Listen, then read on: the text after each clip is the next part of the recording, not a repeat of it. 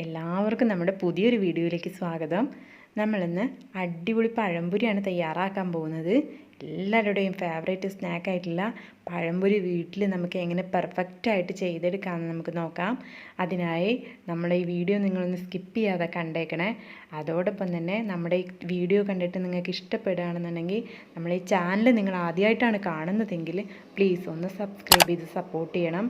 അപ്പോൾ നമുക്ക് എല്ലാവർക്കും വീഡിയോയിലേക്ക് പോകാം. ആദ്യമായി നമുക്കിതിലേക്ക് ആവശ്യമായിട്ടുള്ള മാവ് തയ്യാറാക്കിയെടുക്കാം. ഇതിനായി നമുക്ക് ഒരു 1/4 കപ്പ് അളവിൽ മൈദ മാവ് ചേർത്ത് കൊടുക്കുക ഒരു പാത്രത്തിലേക്ക്. അതിനാവശ്യമായിട്ടുള്ള 3 ടേബിൾ സ്പൂൺ പഞ്ചസാരയും കൂടി ഞാനിവിടെ ചേർത്ത് കൊടുക്കുന്നുണ്ട്. നിങ്ങളുടെ മധുരത്തിനനുസരിച്ച് നിങ്ങൾ ചേർത്ത് കൊടുത്താൽ മതി. അതിനുശേഷം ഒരു നുള്ളളവിൽ കളർ കൂടി ചേർത്ത് കൊടുക്കുന്നുണ്ട്. യെല്ലോ കളറാണ് ഫുഡ് കളറ്.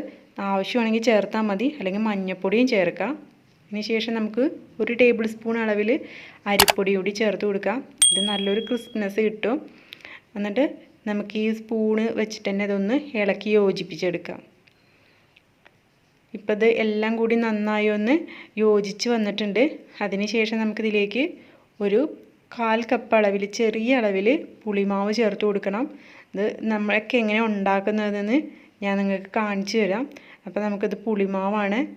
നമ്മൾ വീട്ടിലുണ്ടാക്കുന്ന മാവ് പുളിപ്പിച്ചെടുത്തതാണ്. അപ്പോൾ ഇത് നമുക്ക് ഫ്രിഡ്ജിൽ സൂക്ഷിച്ച് വെക്കാം. എന്നിട്ട് ഇതുപോലെ ആവശ്യമുള്ള സമയത്ത് ഉപയോഗിക്കാം. അതിനൊരു കാര്യം ചെയ്യാനുണ്ട്, ഇത് ഞാൻ നിങ്ങൾക്ക് വീഡിയോയിൽ പറഞ്ഞുതരാം. അപ്പോൾ ഇത്രയും ചേർത്ത് കൊടുത്തതിന് ശേഷം നമുക്ക് ആവശ്യത്തിന് വെള്ളം കൂടി ഇതിലേക്ക് ചേർത്ത് കൊടുക്കേണ്ടതുണ്ട്. കുറച്ച് വെള്ളം ചേർത്ത് നമുക്ക് സ്പൂണ് വെച്ചിട്ട് ആദ്യം ഇതൊന്ന് ഇളക്കി യോജിപ്പിച്ചെടുക്കണം. അപ്പോൾ ഇതുപോലെ നമുക്ക് സ്പൂണ് വെച്ചിതൊന്ന് ഇളക്കി യോജിപ്പിച്ചെടുക്കാം.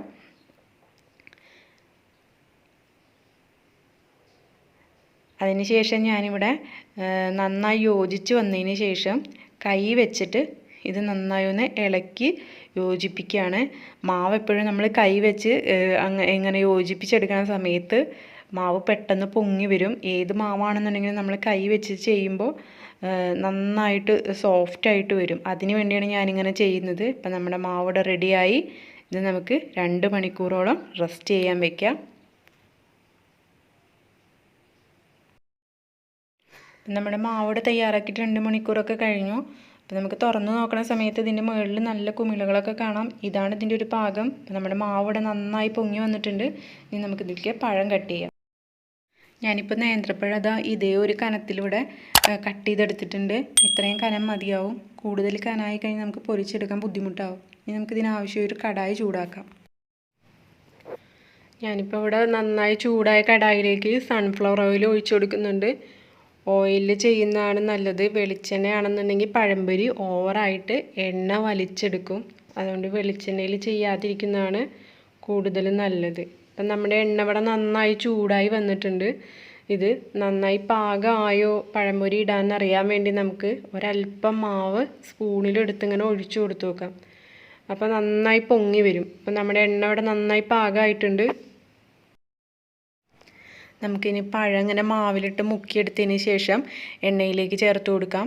പഴം മുക്കിയെടുക്കുന്ന സമയത്ത് എല്ലാ ഭാഗത്തും മാവാവുന്ന തരത്തിൽ വേണം മുക്കിയെടുക്കുക. ഞാനിപ്പോൾ ഇവിടെ അതിങ്ങനെ മുക്കിയെടുത്തിട്ട് എണ്ണയിലേക്ക് ചേർത്ത് കൊടുക്കാൻ പോവാണ്. അപ്പോൾ നമ്മുടെ എണ്ണയിലേക്ക് ചേർത്ത് കൊടുക്കുന്ന സമയത്ത് നമുക്ക് കാണാൻ പറ്റും നന്നായി പൊങ്ങി വരുന്നുണ്ട്. 1-2 പഴം മാത്രം ഇങ്ങനെ ഫ്രൈ ചെയ്തെടുത്താൽ മതി.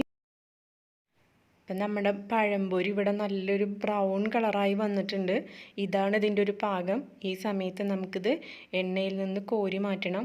ഇതിൻ്റെ മുകളിൽ നമുക്കിത് കാണാൻ പറ്റും നല്ലൊരു ക്രിസ്പിനെസ്സാണ്. അടിപൊളിയായിട്ടുണ്ട്. അപ്പം നമുക്കിത് എണ്ണയിൽ നിന്ന് കോരി മാറ്റാം. എന്നിട്ട് ബാക്കിയുള്ള പഴം കൂടി നമുക്ക് ഇതുപോലെ തന്നെ എണ്ണയിലിട്ട് പൊരിച്ചെടുക്കാം. അപ്പം ഞാനിവിടെ ബാക്കി പഴം കൂടി ഇതുപോലെ തന്നെ എണ്ണയിലിട്ട് പൊരിച്ചെടുക്കുകയാണ്.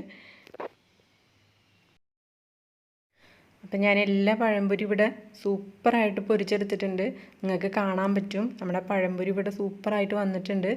അപ്പോൾ ഇതിന് നമ്മൾ ബേക്കിംഗ് സോഡ കാര്യങ്ങളൊന്നും ചേർത്തിട്ടില്ല. നമ്മളിതിൽ പുളിമാവാണ് ചേർത്ത് കൊടുത്തിട്ടുള്ളത്.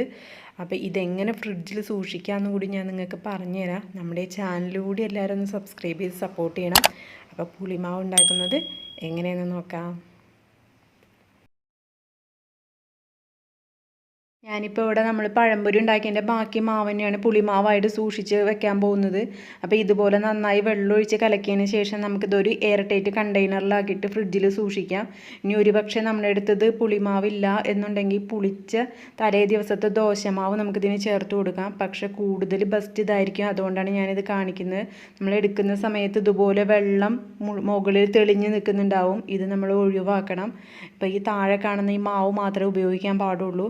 അറിയാത്തവർക്ക് വേണ്ടി ഷെയർ ചെയ്തേ ഉള്ളൂ, അറിയുന്നവർ ക്ഷമിക്കണം. അപ്പം നമ്മുടെ ഇന്നത്തെ വീഡിയോ നിങ്ങൾക്ക് എല്ലാവർക്കും ഉപകാരപ്രദമായെന്ന് വിശ്വസിക്കുന്നു. Thank you for watching.